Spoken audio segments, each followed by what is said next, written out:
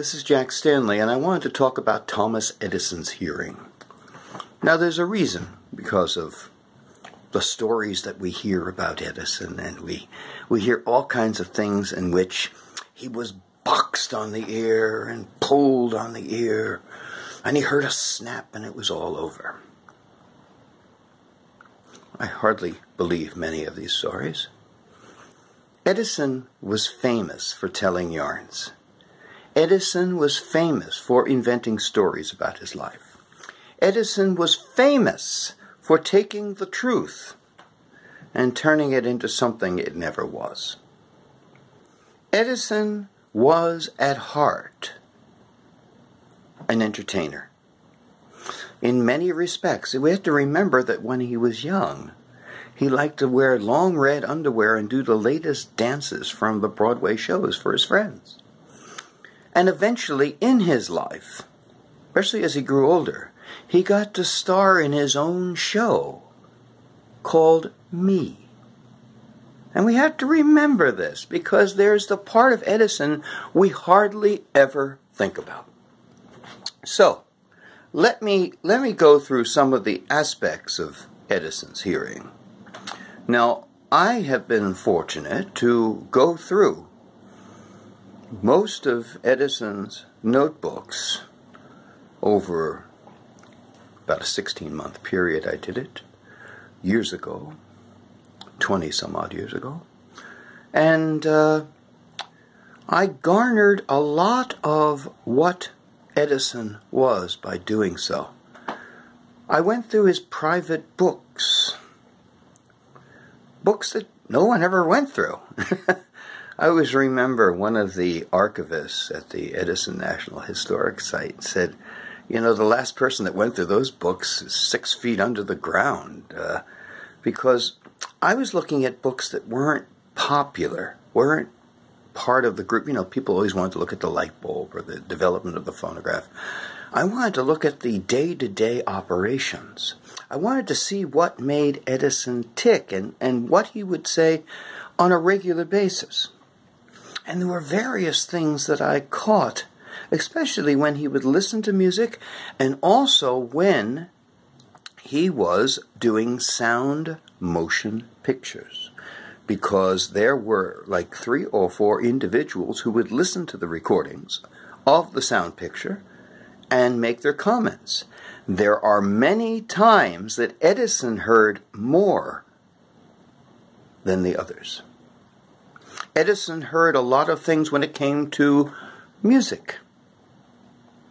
Now, I will tell you that Edison had a loss in the high frequency end of hearing. That happens a lot.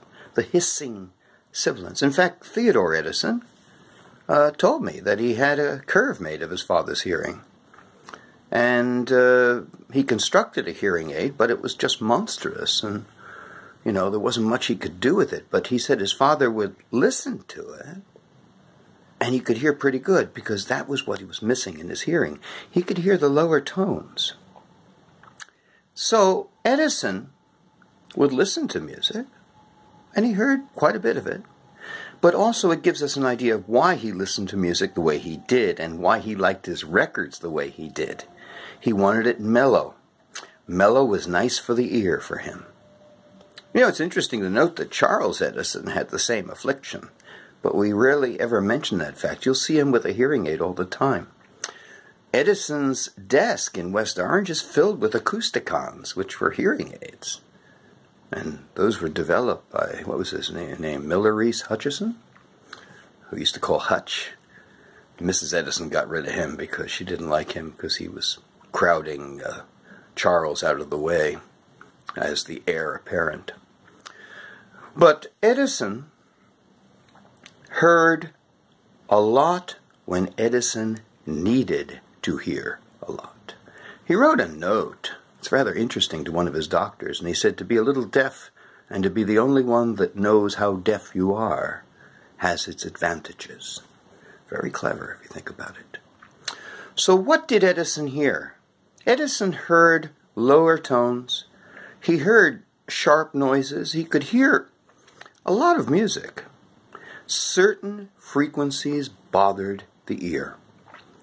I have mentioned before about the Victor ear tickle. Victor records were just the type of pitch that drove Edison nuts. He didn't like that high squealer sound that was in the Victor record. And so he always made sure that his records would always be a more mellow sound. If you think of the Columbia Street studio, it was all cow hair in there. It was a dead studio. Theodore told me he went in there and would whistle and that you wouldn't get any kind of reverb back because the cow hair sucked it all up. So when we talk about Edison and his hearing, and Edison tells us the stories of his life, sometimes we have to take that with a little grain of salt. Yes, as Edison got older, the hearing got much worse. He also had mastoid operations, which we never talk about. And those were very crude operations. In fact, they left him in worse shape than he was when he went in.